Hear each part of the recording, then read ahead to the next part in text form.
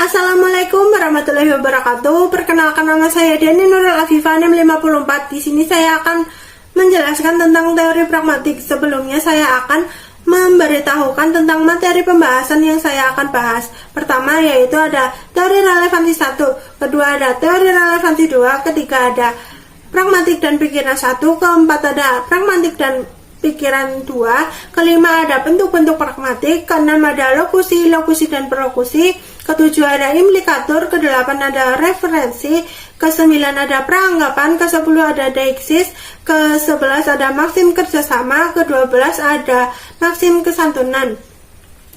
Pertama, teori relevansi 1. Pertama, hubungan teori relevansi dan komunikasi. Teori relevansi dengan teori komunikasi keduanya saling berhubungan karena teori relevansi merupakan sebuah teori dalam kajian pragmatik yang mengharuskan adanya kesesuaian antara pertanyaan dan jawaban dalam sebuah komunikasi. Selain itu, teori relevansi merupakan salah satu dasar pemahaman seseorang terhadap suatu konteks komunikasi. Artinya, penutur dan mitra tutur harus saling memahami dalam menginterpretasikan agar memiliki makna yang sama. Komunikasi yang baik ditandai dengan adanya hubungan antara relevansi dan komunikasi, yaitu cara penutur dan mitra tutur saling memberikan sebuah informasi yang relevan. 2. Hubungan teori relevansi dan kognisi. Hubungan teori relevansi dan kognisi keduanya saling berhubungan erat satu sama lain karena dalam proses kognisi bertujuan untuk mendapatkan sebuah informasi yang relevan. Informasi relevan tersebut merupakan informasi yang memiliki efek kontekstual terhadap tuturan yang sedang dibicarakan. Selain itu, dalam proses kognisi, penutur dan mitra tutur saling mengkonfirmasi hipotesis dari pesan yang disampaikan. 2. Teori relevansi 2. Pertama, Putnam tentang positivisme. Dalam teori relevansi 2 ini terdapat teori positivisme logika menurut Putnam. Dalam usulannya, Putnam mengajukan kriteria signifikansi di mana setiap pernyataan yang tidak dapat dibuktikan kebenarannya secara langsung dianggap tidak ada artinya. 2. Reduksionisme ilmiah teori relevansi. Reduksionisme ilmiah teori relevansi merupakan sebuah teori yang menentang adanya kaidah eliminasi, deduksi dan pemahaman, serta konfirmasi fungsional. Menentang reduksionisme, satu kaidah-kaidah eliminasi yaitu mempunyai anggapan bahwa sifat dari eliminasi tidak bergantung pada sebuah konteks. Menentang 2. Deduksi dan pemahaman yaitu mempunyai anggapan bahwa terdapat peran sentral antara deduksi dan pemahaman dalam sebuah ujaran. Menentang 3. Konfirmasi fungsional yaitu mempunyai anggapan bahwa reaksi kritis terhadap konsep konfirmasi logika dan konsep ini dapat ditemukan dalam positivisme logika. Selanjutnya, pragmatik dan pikiran 1. Pertama, kebutuhan terhadap kajian pragmatik terhadap pikiran. Sejak manusia mulai berefleksi pertama kalinya dengan kesadaran dan pikiran mereka sendiri, gagasan pikiran telah menempati sesuatu dari proses refleksi dalam berbagai pertimbangan mereka yang mendalam. Karena di samping sebagai subjek refleksi semacam ini, pikiran juga merupakan sumber atau asal-usul dari semua refleksi. Kerefleksian ini memang telah menambah karakter pikiran yang membingungkan. Sesungguhnya pengabaian terhadapnya telah menyebabkan banyak sekali kesalahan filosofis dan kerancuan teoritis. 2. Bahasa dan pikiran beberapa antecedent history. Menurut Leibniz menerangkan bahwa dia sesungguhnya percaya bahwa bahasa merupakan cermin yang terbaik bagi pikiran manusia dan bahwa analisis yang tepat terhadap arti kata-kata dapat memberitahu kita lebih banyak hal tentang cara kerja pemahaman. Ketiga, modularitas tesis pikiran. Sejak dari awal kita harus menyadari apapun namanya bahwa modularitas tesis pikiran bukanlah pernyataan tentang pikiran. Bahkan tesis ini terdiri atas sejumlah asumsi-asumsi tentang struktur dan dan fungsi pikiran. 4. Pragmatik dan modularitas. Demikianlah luasnya dominasi pendekatan modul pikiran yang mulai ditentang secara serius oleh beberapa ahli teori. Oleh karena itu, tidaklah mengherankan bahwa pada beberapa 94 kesempatan ketika pragmatik dan modularitas telah diselidiki secara bersama-sama, para ahli teori sudah memperkirakan kemampuan untuk mempertahankan diri bagi pendekatan modul tersebut. Dalam hal ini, Kasser berasumsi bahwa modularitas merupakan gambaran yang tepat tentang beberapa kompetensi mental kita ketika dia mulai menempatkan pragmatik pada tes eksternal, kecocokan, dan pengintegrasian. Pragmatik dan pikiran 2. Pertama, munculnya istilah modularitas pragmatik. Munculnya istilah modularitas pragmatik pertama kali karena adanya gagasan-gagasan yang membahas mengenai sebuah bahasa dan diperoleh dari refleksi dan pikiran. Dari beberapa gagasan-gagasan tersebut, para ahli mengemukakan pendapat mereka tentang hubungan antara bahasa dan pikiran. Oleh karena itu, beberapa ahli membahas tentang pragmatik dan kemudian membuat sebuah modularitas pragmatik yang di dalamnya terdapat kajian materi dan pembahasan mengenai pragmatik dalam suatu modul. 2. Sparber dan Wilson tentang modularitas pragmatik. Sparber dan Wilson merupakan seorang ahli yang mengkaji tentang ilmu pragmatik. Dalam kajian yang diteliti oleh Sparber dan Wilson terdapat materi tentang modularitas pragmatik. Menurut Sparber dan Wilson beranggapan bahwa modularitas pragmatik merupakan suatu sistem tata bahasa dan kode dari ilmu linguistik yang dituangkan dalam sebuah modul pragmatik dan di dalamnya mengandung sebuah kode. Dengan kata lain, pengertian modularitas pragmatik bisa dikatakan sebuah modul yang membahas tentang penggabungan tata bahasa atau kode dalam pragmatik. 3. Jika bukan modularitas, lantas apa? Daya tarik modularitas berkembang melintas sejumlah disiplin, termasuk psikologi kognitif, linguistik, dan filsafat. Daya tarik ini bukan tanpa landasan yang rasional. Sesungguhnya modularitas telah menghasilkan berbagai macam prediksi yang dapat diuji kebenarannya secara empiris tentang pikiran, yang sebagian minimal telah dihasilkan oleh berbagai kajian.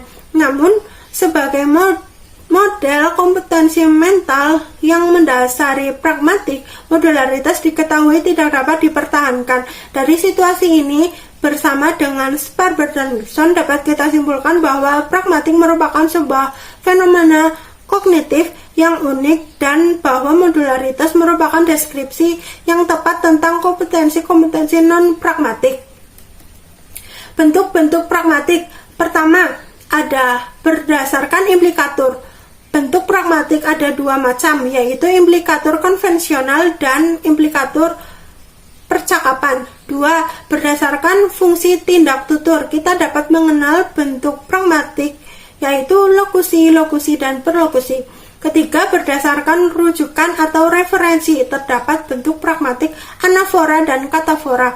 Keempat, berdasarkan prinsip kerjasama, terdapat 4 aturan atau maksim percakapan atau bentuk pragmatik, yaitu pertama, maksim kuantitas, kedua ada maksim kualitas, ketiga ada maksim hubungan, keempat ada maksim cara, dan kelima, berdasarkan prinsip kesopanan. Terdapat 6 maksim atau aturan bentuk pragmatik, yaitu maksim kebijaksanaan, maksim penerimaan atau kederwanan, ketiga, maksim kemurahan atau pujian, keempat, maksim kerendahan hati, kelima, maksim kecocokan atau kesepakatan, keenam, maksim kesimpatian. Keenam, berdasarkan praanggapan, terdapat 2 buah bentuk pragmatik, yaitu praanggapan semantik dan praanggapan pragmatik. Selanjutnya, lokusi, lokusi, dan perlokusi. Lokusi merupakan bagian dari tindak tutur dalam kajian pragmatik. Lokusi sendiri berfungsi untuk menyatakan suatu dan sangat tertarik dengan suatu konsep. Karena konsep lokusi merupakan konsep yang sangat berkaitan dengan proposisi kalimat. Kalimat Dalam lokusi ini terdiri dari dua unsur, yaitu subjek dan predikat. Untuk mengidentifikasi tindak tutur lokusi ini dapat dilakukan tanpa adanya konteks tuturan yang ada dalam situasi tutur. Lokusi sendiri sangat berhubungan dengan keterangan dalam suatu ungkapan, misalnya saja topik yang sedang dibicarakan dengan penjelasan yang diberikan dalam sebuah kalimat. Contoh, banjir terparah yang melanda kota Jakarta terjadi pada tanggal 27 Januari sampai 1 Februari 2002. Keterangannya dalam kalimat tersebut disampaikan oleh seorang penutur kepada mitra tutur hanya berfungsi untuk menyampaikan sebuah informasi saja dan tidak memiliki dampak untuk melakukan sesuatu. 2. Ilokusi. Ilokusi merupakan bagian dari tindak tutur dalam kajian pragmatik. Ilokusi sendiri berfungsi untuk menyampaikan maksud dan keinginan dari sebuah informasi yang dituturkan oleh penutur. Untuk mengidentifikasi tindak tutur ilokusi ini, harus terlebih dahulu mempertimbangkan siapa penutur dan mitra tutur, kapan dan di mana tindak tutur itu terjadi. Selain itu, ilokusi sangat bergantung pada sebuah konteks. Contoh, kasus virus corona di Jawa Tengah sudah mencapai 89.637 pada tanggal 9 Januari 2021. Keterangannya, pertama, dalam kalimat tersebut menginformasikan bahwa kasus virus corona di Jawa Tengah sangat banyak. Kedua, selain memberikan sebuah informasi tentang kasus virus corona di Jawa Tengah, tentu saja mengharapkan masyarakat selalu menerapkan protokol kesehatan dari pemerintah. Ketiga, perlokusi. Perlokusi merupakan bagian dari tindak tutur dalam kajian pragmatik. Perlokusi merupakan sebuah hasil dari pengaruh dari penutur. Artinya bahwa perlokusi merupakan sebuah akibat atau efek yang muncul pada mitra tutur setelah mendengar pernyataan dari penutur. Contoh, kasus virus corona di Jawa Tengah sudah mencapai 98.637 pada tanggal 9 Januari 2021. Keterangannya, pertama, dalam kalimat tersebut menginformasikan bahwa kasus virus corona di Jawa Tengah sangat banyak. Kedua, selain memberikan informasi tentang virus corona di Jawa Tengah, tentu mengharapkan masyarakat selalu menerapkan protokol kesehatan dari pemerintah. Ketiga, karena mitra tutur mendengar ujaran tersebut, maka mitra tutur melakukan tindakan agar selalu melakukan protokol kesehatan dari pemerintah seperti menggunakan masker, mencuci tangan, dan menjaga jarak. Selanjutnya, implikatur. Implikatur dibedakan menjadi dua. Pertama, implikatur konvensional. Pada umumnya, implikatur konvensional merupakan implikatur yang memiliki pesan yang diperoleh dari makna kata. Selain itu, implikatur konvensional sudah memiliki kesepakatan makna kata sehingga kalimat yang dihasilkan saling berhubungan. Contoh, Siska sekarang tuli, oleh karena itu ia tidak dapat berkomunikasi seperti biasanya.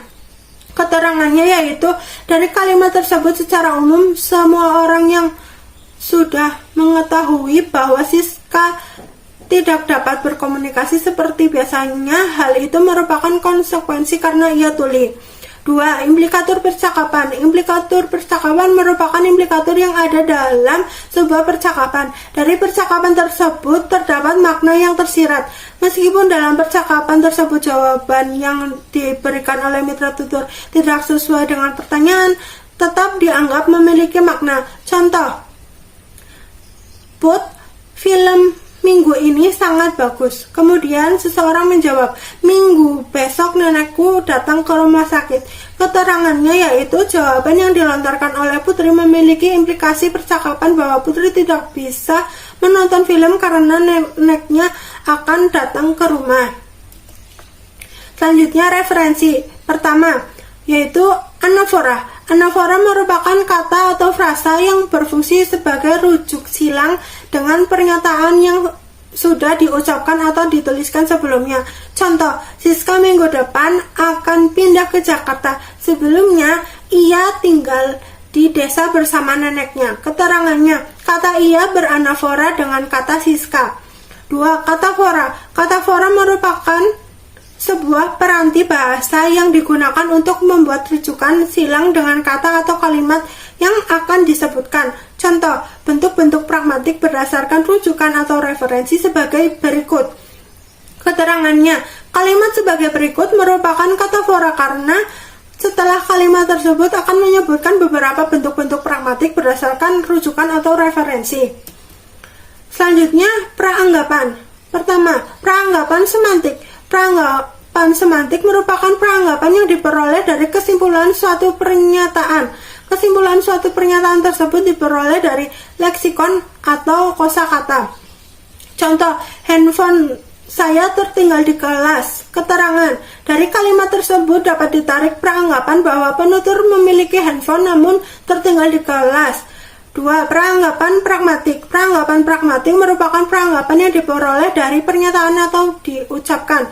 Pernyataan tersebut diperoleh dari konteks suatu kalimat berupa situasi, pembicaraan, dan lokasi. Contoh, Siska, aku merasa lapar karena mengerjakan tugas. Putri, menuju ke dapur, mengambil makanan, dan berbicara. Nih, saatnya kamu makan. Dan Siska menjawab, terima kasih. Keterangannya yaitu dari percakapan tersebut dapat dilihat bahwa Putri dapat beranggapan Siska meminta sesuatu kepadanya dan Siska ingin makan. Selanjutnya, deiksis persona, yaitu deiksis persona memiliki ciri khusus yaitu terdapat kata ganti persona dalam sebuah kalimat wacana, yaitu berupa kata saya, kamu, aku, dia, anda, mereka, kalian, dan sebagainya.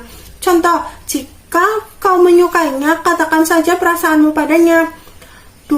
Deiksis ruang. Deiksis ruang memiliki ciri khusus yaitu deiksis yang berhubungan dengan tempat. Selain itu, deiksis ruang dalam sebuah kalimat wacana terdapat kata penghubung yang menyatakan suatu tempat atau lokasi. Misalnya terdapat kata ganti di atas, di bawah, di samping, di sini, dan sebagainya. Contoh, rumah Siska dekat sekali dengan kampus, hanya perlu beberapa kilometer saja selama 5 menit.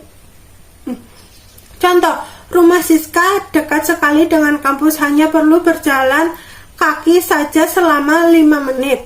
3. Deiksis waktu. Deiksis waktu memiliki ciri khusus yaitu deiksis yang sangat berhubungan tentang waktu. Misalnya dalam sebuah kalimat wacana terdapat penunjuk waktu seperti minggu depan, hari ini, besok, kemudian, lusa, dan sebagainya. Contoh, Siska sudah 2 minggu terkena virus corona. Selanjutnya, maksim kerjasama. Pertama, maksim kuantitas. Maksim kuantitas merupakan respon yang harus sesuai dengan kebutuhan. Artinya dalam hal ini respon yang harus diberikan pada setiap pernyataan harus memberikan informasi yang sesuai dengan kebutuhan penutur. Contoh, apakah kamu sudah mengerjakan tugas pragmatik? Dan seseorang menjawab, ya sudah. 2. Maksim kualitas. Maksim kualitas merupakan sebuah respon yang harus dijawab dengan lengkap sesuai dengan kondisi yang ada. Maksim kualitas sangat menjunjung tinggi sebuah fakta yang diberikan. Contoh, Put, kamu sekarang kuliah di mana? Dan Putri menjawab, aku sekarang kuliah di UMP Universitas Muhammadiyah Purwokerto. 3. Maksim hubungan. Maksim hubungan merupakan sebuah respon yang harus dijawab selain berhubungan. Artinya bahwa respon yang diberikan oleh mitra tutur kepada penutur harus saling berhubungan dengan topik pembicaraan. Contoh, Siska, di mana pulpen yang kamu pinjam? Putri, di kamar belajarmu. 4. Maksim cara. Maksim cara merupakan sebuah percakapan yang dilakukan secara langsung, tidak memaksa, dan tidak berlebihan. Selain itu, percakapan yang dilakukan harus secara runtut. Contoh, mahasiswa, atas bimbingan, arahan, dan tuntunan Bapak, saya ucapkan terima kasih. Dosen, sama-sama. Selanjutnya, maksim kesantunan. Pertama, maksim kebijaksanaan. Maksim kebijaksanaan merupakan maksim yang memiliki kalimat ujaran untuk menyatakan perintah atau respon yang diberikan untuk penutur, dan kalimat perintah itu diujarkan dengan sopan. Contoh, saya merasa haus, bisakah ambilkan segelas minum untuk saya? 2. Maksim penerimaan. Maksim penerimaan merupakan maksim yang berhubungan dengan penerimaan keuntungan atau kerugian bagi setiap individu. Contoh, saya akan meminjamkan uang kepada Anda. 3. Maksim kemurahan. Maksim kemurahan merupakan maksim yang mengungkapkan secara jujur dan selalu memberikan pujian. Contoh, Siska, masakan yang kamu buat sangat enak. Putri, terima kasih. Yang keempat adalah maksim kerendahan hati. Maksim kerendahan hati merupakan maksim yang mengungkapkan dengan jujur, selalu memberikan pujian dan memberikan respon yang rendah hati. Contoh, Siska, seperti biasanya Bagas paling pandai di kelas ini. Putri menjawab, benar, Bagas memang pintar sejak kelas 10. 5. Maksim kecocokan. Maksim kecocokan merupakan maksim yang memiliki hubungan yang sama antara tuturan dan respon yang harus diberikan. Contoh, Siska, materi pragmatik sulit dipelajari. Putri, ya, sulit untuk dipelajari. 6. Maksim kesimpatian. Maksim kesimpatian merupakan sebuah respon yang diberikan oleh mitra tutur kepada penutur dengan cara memiliki rasa simpati yang tinggi sehingga penutur merasakan kebahagiaan. Contoh, Siska, nilai ujianku paling bagus di kelas Putri, wah selamat ya. Sekian penyampaian materi pragmatik oleh saya. Terima kasih. Wassalamualaikum warahmatullahi wabarakatuh.